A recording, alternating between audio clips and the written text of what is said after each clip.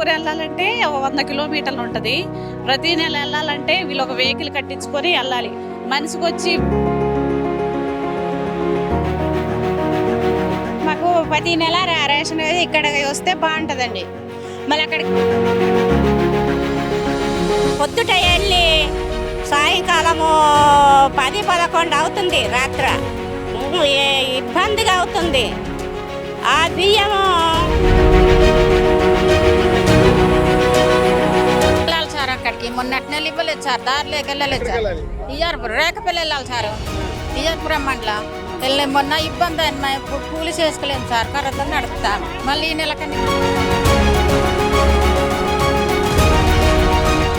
రాష్ట్ర ప్రభుత్వం పోలవరం నిర్వాసిత ప్రజలకు తీసుకొచ్చి R&R ప్యాకేజ్ చొప్పున రామన్నగూడెం ప్రాంతంలోని ఇక్కడ 5 గ్రామాల ప్రజలని మనం ఉన్నటువంటి ఈ ప్రాంతంలోనే కాలనీ ఏర్పాటు చేయడం జరిగింది. ఈ కాలనీలో దాదాపు 560 కుటుంబాలు అయితే నివాసం అయితే ఉంటున్నారు. ఈ ప్రాంతంలో దాదాపు 2.5 సంవత్సరాల నుంచి ఈ కుటుంబాలు ఇక్కడ జీవనం సాగిస్తున్నాయి. కానీ ఈ 2.5 ఏళ్ళ నుంచి కూడా కనీస మౌలిక సదుపాయాలు ఎలా ఉన్నాయి ఏంటని తెలుసుకునే ప్రయత్నం చేద్దాం. అసలు వీళ్ళ పరిస్థితి ఏంటి, వీళ్ళకు R&R ప్యాకేజ్ నుంచి వీళ్ళకి ఎటువంటి సౌకర్యాలు వచ్చినాయి, ఇంకెలాంటి సౌకర్యాలకు రావాలనేది S4 మీడియా ప్రస్తుతం ఇక్కడ R&R ప్యాకేజ్ నిర్వాసిత గ్రామాలకు సంబంధించి 4 గ్రామాలు ఏవైతే ఉన్నాయో ఆ గ్రామాల ప్రజలు ఎందుకు వారికి రావడం జరిగింది, వారి సమస్యలు తెలుసుకుని పై చేద్దాం. రండి వెళ్దాం. అమ్మా, ఏంటి మీ కాలనీలకు సంబంధించి రేషన్ షిప్ పరిస్థితి ఏంటి, మీ పరిస్థితులు ఏంటి తల్లి, ఏంటి ఎలా పరిస్థితి? అయితే మాకు ప్రతి నెల రేషన్ అనేది ఇక్కడ వస్తే బాగుంటుందండి. మళ్ళీ అక్కడికి వెళ్ళాలంటే మళ్ళీ ఆటోకి వెళ్ళాలి. ఏ ఊరు వెళ్ళాలి మీరు? ఏ ఊరు వెళ్ళి తీసుకోవాలి రేషన్ తీసుకోవాలంటే? పోచవరం వెళ్ళాలి. ఎన్ని కిలోమీటర్లు ఉంటుంది? ఇక్కడ 70 కిలోమీటర్లు ఉంటుందండి. సర్లే లెక్కలు అలాగే వెళ్ళాలి. అయితే మామూలుగా ఆటోగా వెళ్ళాలంటే బోల్డ్ డబ్బులు ఖర్చు అయిపోతున్నాయి. మరి బోర్డులు దాటించాలన్నా చేయాలన్నా అలాగా. మరి అది వెళ్ళకపోయామనుకో మళ్ళీ ఆ నెల బియ్యము ఇవ్వమంటున్నారు. అవి తుమ్మలేరు అలాగే పోయినాయి. ఆగస్టు నెల అలాగే వెళ్ళిపోయినాయి ఆ బియ్యము. వర్షాలు వస్తే మీ పరిస్థితి ఏంటి? వర్షాలు వస్తే ఇంకా ఒకసారి వెళ్ళలేకపోతున్నాం సార్. ఆ వెళ్ళకపోతే ఆ బియ్యం ఇంకా అలాగా తిరగ పంపించాము ఇది అది అంటున్నారు. ఇవ్వట్లేదు. ఏంటి రేషన్ మేము పరిస్థితి? మీ కాలనీలో ఉన్న సమస్యలు ఏంటి? మీరు రేషన్ తీసుకోవాలంటే ఎంత దూరం వెళ్ళాలి ఏంటమ్మా? అసలు ఎంత దూరం అంటే మా ఊరు వెళ్ళాలంటే 100 కిలోమీటర్లు ఉంటుంది. ప్రతి నెల వెళ్ళాలంటే వీళ్ళు ఒక వెహికల్ కట్టించుకొని వెళ్ళాలి. మనిషికి వచ్చి 1000-1500 ఖర్చు అవుతుంది. బియ్యం 35 కేజీలు ఫ్రీగానే ఇస్తున్నారు. కానీ మరి ఛార్జీలు పెట్టుకొని వెళ్ళాలి. ప్రతి నెల వెళ్ళాలంటే అందరి దగ్గర డబ్బులు ఉండొచ్చు ఉండకపోవచ్చు, అది ప్రాబ్లం అండి మాకు. అందుకే వచ్చే నెల నుంచి ఇక్కడే ఇస్తే రైస్ బాగుంటుంది. ఇట్లా ఎన్ని కుటుంబాలు ఉంటాయి? ఎక్కడి నుంచి వెళ్ళి అక్కడికి వెళ్ళి బియ్యం తీసుకునేవాళ్ళు? ఇప్పుడు ఎన్ని కుటుంబాలు? 562 కుటుంబాలండి. అంటే 500 కుటుంబాలు వచ్చారని చెప్పారు ఇందాక. ఇంకా మిగతా కుటుంబాలు రావాలి. ఎలా ఉంది కాలనీలో పరిస్థితి? సౌకర్యాలు ఎలా ఉన్నాయి? సౌకర్యాలు ఎలా ఉన్నాయంటే మరి అన్ని కొనుక్కొని తినాలండి. ప్రస్తుతానికైతే ఇప్పటికైతే అన్ని కొనుక్కొని తింటున్నాము. కూలి పని అనేది లేదు. కొంతమంది దొరుకుతుంది, కొంతమంది దొరకట్లేదు. చెప్పమ్మా, ఏంటమ్మా పరిస్థితి ఏంటి? ఇప్పుడు వీధి లైట్లు లేవండి. ఆ వీధి లైట్లు మళ్ళీ మా 5 ఊర్లకి కల్పిస్తే బాగుంటది. మళ్ళీ డ్రైనేజ్లు ఒకటి, ఈరోజు సీసీ రోడ్లు ఒకటి. ఆ బురదలు వెళ్ళాలంటే ఇబ్బంది అయిపోతుంది. పెద్దమ్మ, మీరు రేషన్ తీసుకోవడానికి ఎంత దూరం వెళ్తారు? ఏంటి ప్రతి నెల మీ పరిస్థితి ఏంటి? మా పరిస్థితి సారు చాలా ఘోరంగా. మేము ఇంకా పొద్దుట వెళ్ళి సాయంకాలము 10-11 అవుతుంది రాత్రి. ఇబ్బందిగా అవుతుంది. ఆ బియ్యము ఒక నెలన ఇవ్వలేదు. ఒక 4 కుటుంబం ఉంటే వాళ్ళు ఆ బియ్యము 15 కేజీలు చాలటం లేదు. చాలా ఇబ్బందిగా బాధపడ్డారు మొన్నటి నెలన. మరి ఆ బియ్యము మాకు ఇక్కడ రావాలి, ఇవ్వాలి. మా కార్డు వల్ల ఇవ్వాలి కదా, కార్డు ద్వారా ఇవ్వటం లేదు. ఈ నెలన ఇచ్చారు, పోయిన నెలను ఇవ్వలేదు. ఇక్కడికి వచ్చిన బియ్యం మళ్ళీ అక్కడికి పెట్టారు సార్. ఎంతకాలం నుంచి మీరు ఇబ్బంది పడుతున్నారు? ఈ 250 కిలోమీటర్లు ఒక రేషన్ బియ్యం తీసుకోవడానికి 250 కిలోమీటర్లు అంటే ఎంతకాలం నుంచి ఈ పరిస్థితి మీకు? ఈ 2 సంవత్సరాల నుంచి సార్ ఇబ్బంది పడుతున్నాం. వచ్చి 2 సంవత్సరాల నుంచి సార్. మాకి తాత ముత్తాతలు దేశము ఇదిలిపెట్టి ఇక్కడ మా పొట్ట చేత బట్టి వచ్చినందుకు సారు మాకి ఇక్కడ మాకు ఎవరు కూడా మా ముఖం చూడనట్టుగా అనిపిస్తుంది నాకైతే. ఎవరు పట్టించుకోవట్లేదు. ఎలా ఉంది కాలనీలో పరిస్థితి, సౌకర్యాలు? ఇక్కడ కొంచెం బాగుంది కానీ సారు ఇంకా ఇలాగే ఇంకా ఈ బియ్యం ఇంకా మా సొంత పంట కాదు కదా సారు. ఈ గవర్నమెంట్ పంట కదా మరి నెల నెలకి తెచ్చుకోవాలంటే అటు వెళ్ళి తెచ్చుకోవాలి, చాలా దూరం చాలా ఇబ్బందిగా అవుతుంది. మరి అదనే రప్పే కోరుకున్నారు ఈ విషయాన్ని ఎమ్మెల్యే గారు చెప్పారు, ఎమ్మెల్యే గారు దృష్టి తీసుకెళ్లారా? తీసుకెళ్ళలేదు సార్, ఇంకా లేదు మరి ఇప్పుడు తీసుకెళ్తారో ఏం చేస్తారో తెలీదు. అందరు కూడా ఒక మాట కింద ఒక ఐకమత్యంగా ఉండి అడుక్కోవాలి సార్.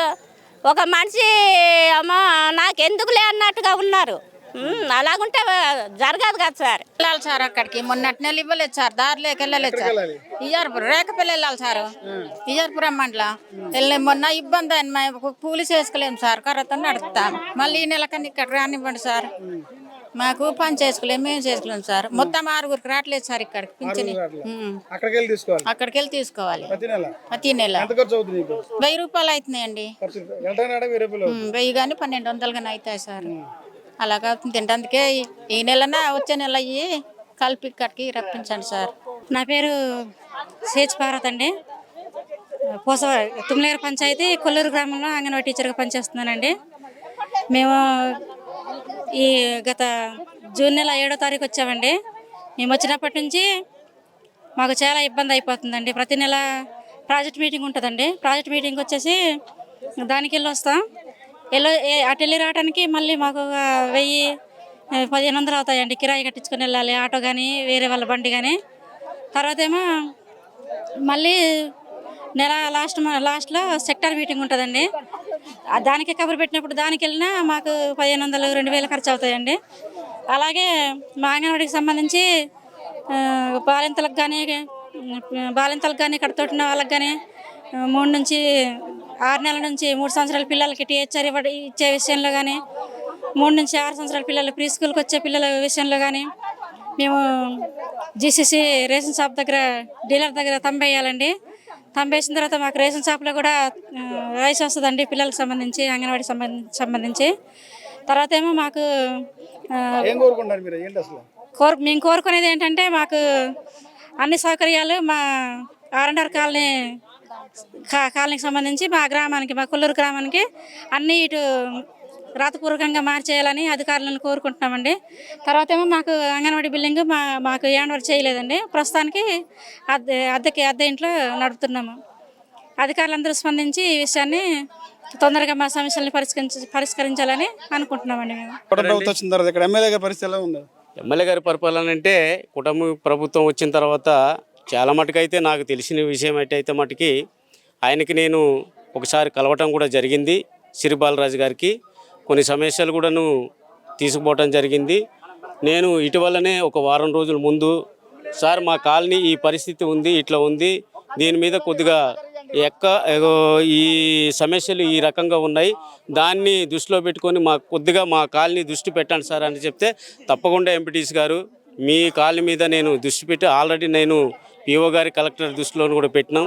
ఈ మధ్యనే టెండర్లు పలుకుతున్నారు. ఆ టెండర్లు వేసిన తర్వాత సీసీ రోడ్లు కానీ, డ్రైనేజ్ కానీ, హాస్టల్ కానీ, ప్లస్ ఏ అయితే ఆఫీసులు ఉన్నాయో అవన్నీ కూడాను ఈ టెండర్లోని ఎవరు పాడుకుంటారో వాళ్ళని మంచి నాణ్యతగా మంచిగా వాళ్ళకి ఆ కాలంలోనూ ఏదైతే ఉన్నాయో అవన్నీ సౌకర్యాలు చేయాలని నేను చెప్పడం జరిగింది సార్. వారైతే ఇక్కడైతే మంచిగానే చేస్తున్నారు. మంచిగానే కుటుంబ ప్రభుత్వంలోనూ అన్ని ఏ సంక్షేమ పథకాల్లోనూ కానీ ఎందులోనూ కూడాను వారు అయితే కూడాను వెనక ఆడట్లేదు, మంచిగా తీసుకుపోతున్నారు సార్.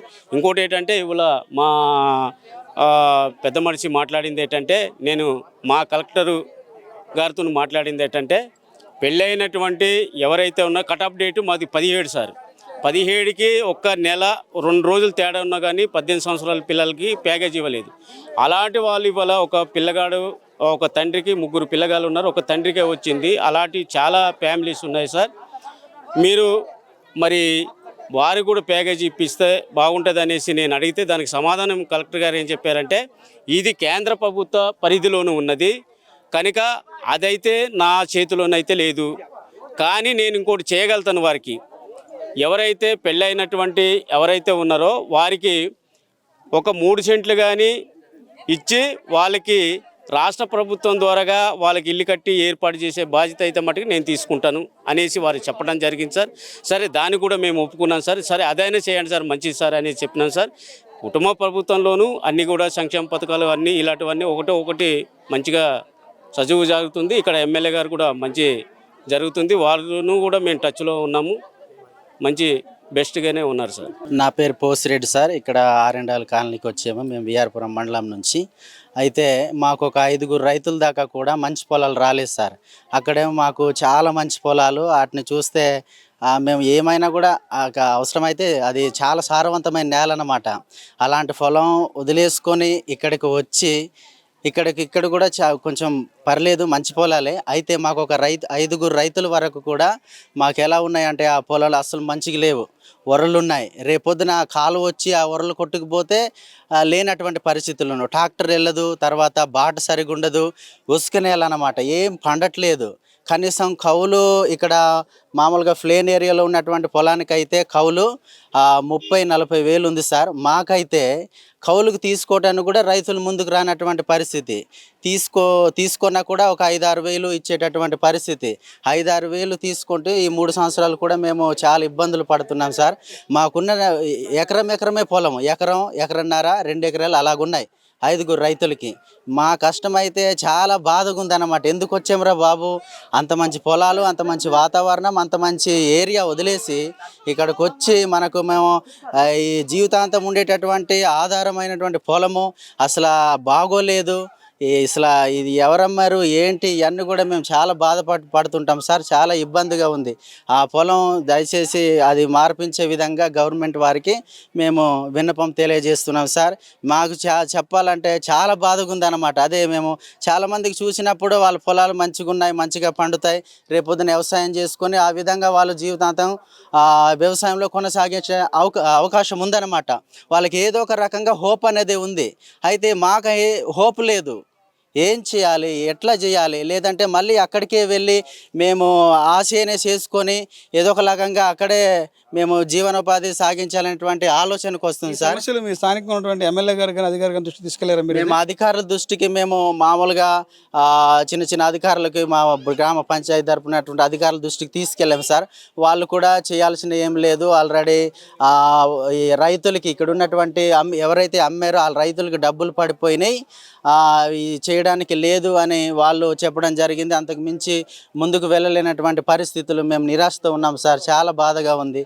దయచేసి మార్పించాలని కోరుతా ఉన్నాం. పోలవరం నిర్వాసిత ప్రజలు ఎవరైతే ఉన్నారో దాదాపు 5-6 గ్రామాల నుంచి ప్రజలైతే ఇక్కడ తీసుకురావడం జరిగింది. తీసుకొచ్చి ఒక కాలనీ లాగా పెట్టారు. ఈ కాలనీలో సౌకర్యాలు లేక చాలా ఇబ్బంది పడుతున్నాము. చీకట పడితే విషపురుగులు ఏమవుతాయి, ఏ టైం ఎలా ఉంటుంది పరిస్థితి చెప్తున్నారు. గ్రామంలో ఉన్నటువంటి ప్రతి ఒక్కరు కూడా ఆందోళన అవుతున్నారు. ప్రభుత్వం స్పందించి ఒక రోడ్లు అయితే రహదారులు ఏర్పాటు చేయాలి, లైట్లు ఏర్పాటు చేయాలి, ఆర్ఎన్ఆర్ ప్యాకేజ్ సంబంధించిన ఏదైతే ఉందో దానికి సంబంధించిన ప్రతి ఒక్కరు కూడా మాకు అమలు చేయాలని చెప్తున్నారు. ఇక్కడ నుంచి రేషన్ తీసుకోవడానికి దాదాపు 250 కిలోమీటర్లు వెళ్ళి దాదాపు 180 కుటుంబాలు ప్రతి నెల వెళ్ళి రేషన్ తీసుకోవాలనేది ఒక పెద్ద నరకప్రాయం అయితే ఉంది. రాష్ట్ర ప్రభుత్వం స్పందించి ఏదైతే ఉందో 4 గ్రామాలకు సంబంధించి ఇక్కడికి వచ్చారో, ఇక్కడికి వచ్చి నిర్వాసితులుగా ఉంటున్న ఈ నిర్వాసితులు ఉన్నటువంటి ఈ కాలనీలోనే ఒక రేషన్ డిపోని ఏర్పాటు చేసి మాకు ఎక్కడి నుంచే రేషన్ సరుకులు అందించాలని చెప్పి కూడా గ్రామస్తులు అయితే కోరుతున్నారు. ఇది ఇక్కడ పరిస్థితి. కెమెరామ్యాన్ సతీష్తో రాజ్ కమల్, S4 మీడియా, పోలవరం నిర్వాసిత గ్రామాల నుంచి.